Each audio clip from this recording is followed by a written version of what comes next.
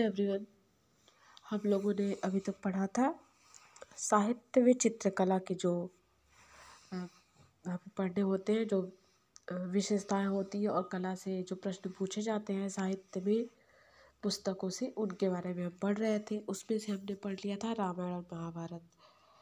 लेकिन हम पढ़ते हैं तो भूलते जाते हैं पीछे का, इसलिए मैं थोड़ा सा रिवीजन जरूर करवाऊँगी आप लोगों को कि हमने रामायण में क्या पढ़ा था। तो इसीलिए मैंने यहाँ पे रामायण के बारे में लिख भी रखा है।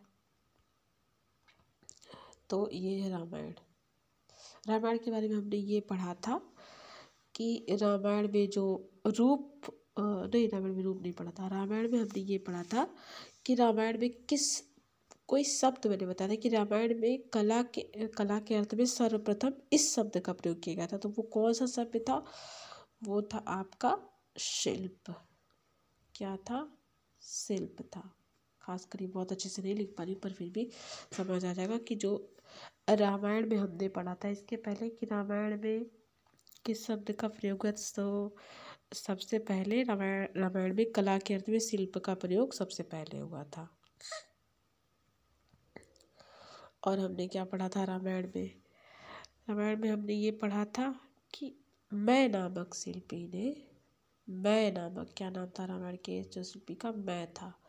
रामायण में मैं नामक शिल्पी ने बनाई थी सीता जी की प्रतिमा। ये हो गया इम्पोर्टेंट जो हमने देखा था। नेक्स्ट हम जो देखते हैं, रामायण में हमने पढ़ा था कि जो शिल्प शब्द के अंतर्गत क्या क्या आता है। तो ललित कलाएं आती है 4: गीत, नृत्य, वाद और चित्रकर्म। ये हमने पढ़ा था। अब उसके बाद हम ये देख लेते हैं कि अरे महाभारत में हमने क्या क्या पढ़ा था। तो जो महाभारत में हमने पढ़ा था वो ये था कि एक मिनट, जो हमने महाभारत में पढ़ा था, महाभारत में हमने पढ़ा था महाभारत का टाइम पीरियड जो है 400 ईसा पूर्व का पढ़ा था कि 400 ईसा पूर्व का है महाभारत का टाइम पीरियड। ठीक। और हमने क्या महाभारत में इम्पोर्टेंट देखा था? हाँ, महाभारत में जो रूप थे, महाभारत में हम जो रूप देखे थे वो देखे थे 19 प्रकार के। तो कितने प्रकार के रूप थे? 19 प्रकार के।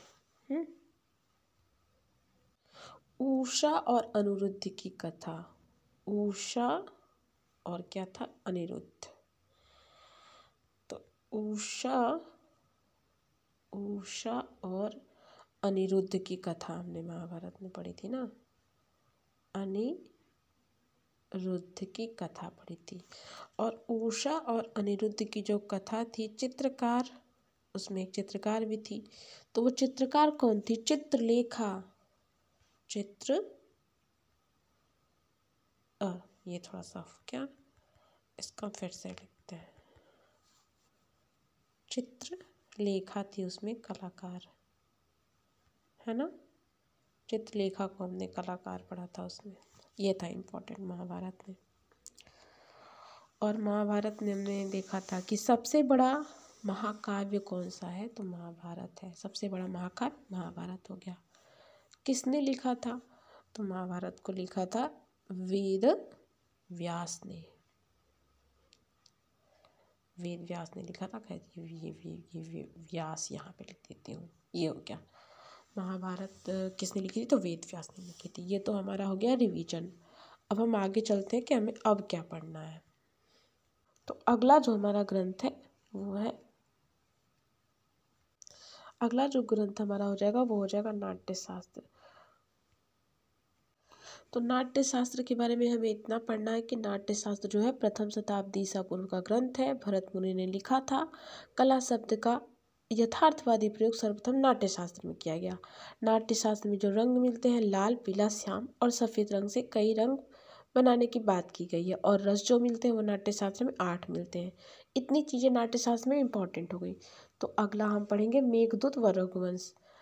तो thank you, keep watching and sharing.